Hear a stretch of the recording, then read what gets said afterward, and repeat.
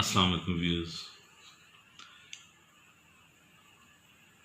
آج میں آپ کے لیے اپنا ایک مضمون خوشی لے کر آپ کی خدمت میں حاضر ہوا ہوں۔ آپ سے گزارش ہے کہ آپ کو اگر یہ میرا مضمون پسند آئے تو میرے چینل کو سبسکرائب ضرور کیجیے گا اور بیل آئیکن کو دبا دیجیے گا تاکہ میرے آنے والی ہر ویڈیو آپ تک بآسانی پہنچ سکے۔ آپ کا بہت بہت شکریہ۔ تو شروع کرتے ہیں۔ خوشی، یہ خوشی کیا ہے؟ ہم خوش کیوں ہوتے ہیں؟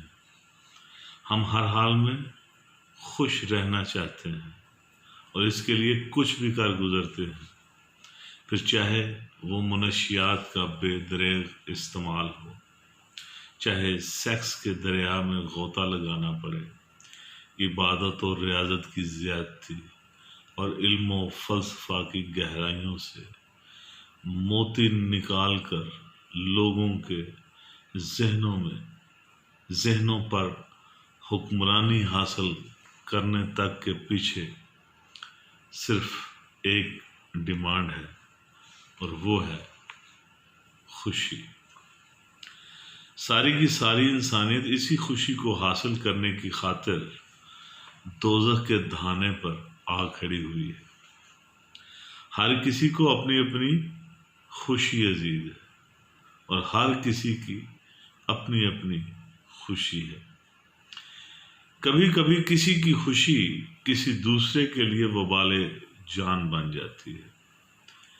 ہم اپنی خوشی کی خاطر دوسروں کی خوشیوں کا خون کرنے سے بھی گریز نہیں کرتے، پھر یہی خوشی نفرت اور حسد سے بھرپور جنگ میں تبدیل ہو جاتی ہے۔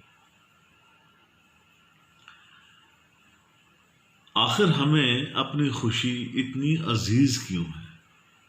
اس کے لیے ہم سب کچھ کر گزرتے ہیں، یہاں تک کہ اپنی جان بھی قربان کرنے سے گریز نہیں کرتے۔ یہ ایک بنیادی سوال ہے جس کا جواب ہر انسان کو ضرور تلاش کرنا چاہیے۔ سب سے پہلے یہ جاننے کی ضرورت ہے کہ آخر یہ خوشی ہے کیا، جس کے لیے ہم سب کچھ کر گزرتے ہیں؟ کیا خوشی کسی خواہش کی تکمیل کا نام ہے؟ یقیناً کسی خواہش کی تکمیل انسان کو خوشی سے ہمکنار کر دیتی ہے، لیکن اپنی خواہش کی تکمیل کی یہ ضد ہمیں خوشی سے زیادہ نفرت اور ذلت کی طرف دھکیل دیتی ہے۔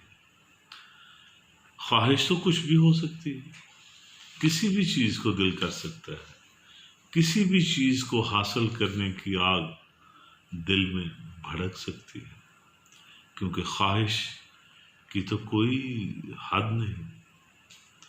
ہزاروں خواہشیں ایسی کہ ہر خواہش پہ دم نکلے، بہت نکلے میرے ارماں لیکن پھر بھی کم نکلے۔ آج ساری کی ساری انسانیت اپنی اپنی خواہشات کی اسیر ہو کر رہ گئی ہے۔ ہم سب اپنی خواہشات کے غلام بن چکے ہیں اور غلام کبھی خوشحال نہیں رہ سکتا، ورنہ زندگی کی ضروریات تو بہت محدود اور مختصر ہیں۔ آخر یہ خواہش جنم کیوں کر لیتی ہے؟ کہیں یہ لالچ کی پیداوار تو نہیں؟ دوسروں سے زیادہ معتبر ہونے کی لالچ، دوسروں سے زیادہ معزز ہونے کی لالچ، زیادہ دولت کی ہوس وغیرہ وغیرہ۔ دوسروں پر حکمرانی کے لیے ہم اسلحہ اکٹھا کرتے ہیں، لوگوں کے دلوں پر خوف قائم رکھنے کی خاطر طرح طرح کی بدماشیاں کرتے ہیں۔ کوئی ڈرے نہ ڈرے، لیکن آپ پر یہ خوف ہر وقت طاری رہتا ہے کہ کوئی آپ سے آپ کا مقام نہ چھین لے، کوئی آپ کی دولت چھین کر نہ لے جائے، یا کوئی آپ سے آگے نہ بڑھ جائے۔ اس طرح ہم تمام عمر اذیت اور خوف میں مبتلا رہتے ہیں۔ اصل میں خواہش ہی دوزخ کا دروازہ ہے۔ سب اسی راستے سے دوزخ میں داخل ہوتے ہیں اور تمام عمر اسی آگ میں جلتے رہتے ہیں اور ایک دن خاک ہو جاتے ہیں۔ گرو نانک نے کہا تھا کہ چاہ چوڑی چمیاڑی چاہ نیچن کی نیچ، تو پورن برہم تھا جو چاہ نہ ہوتی نیچ۔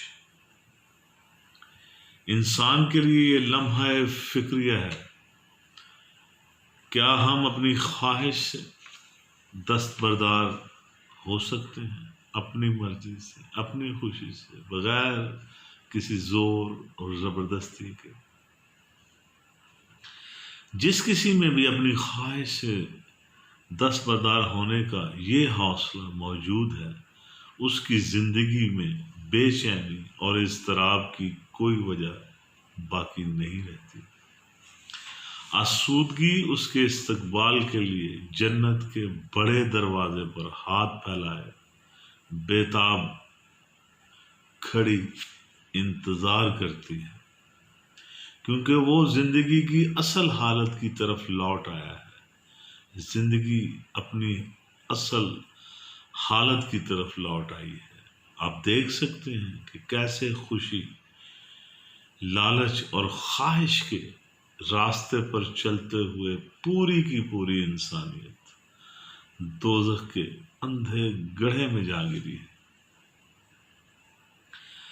خواہش کسی کو زیر کرنے کی ہو، لالچ کسی جنت کے حصول کی ہو، یا خوشی کسی کو پا لینے کی، ہمیشہ بے چین رکھتی ہے۔ جبکہ حقیقی ذات کسی بھی خوشی، غمی، کسی بھی لالچ و ہوس اور کسی بھی خواہش سے مبرہ اور بے نیاز ہے۔ سراپا آرزو ہونے نے بندہ کر دیا ہم کو، وگرنہ ہم خدا تھے جو دل بے مدعا ہوتا۔ یہی مقام محمود ہے، معراج انسانیت ہے اور انسان کی حقیقی فطرت ہے۔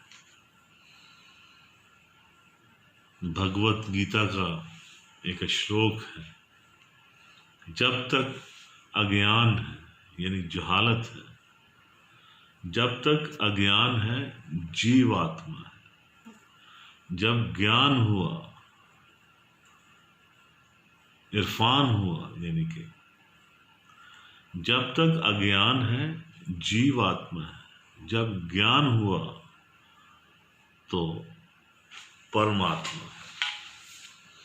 آپ کا بہت بہت شکریہ۔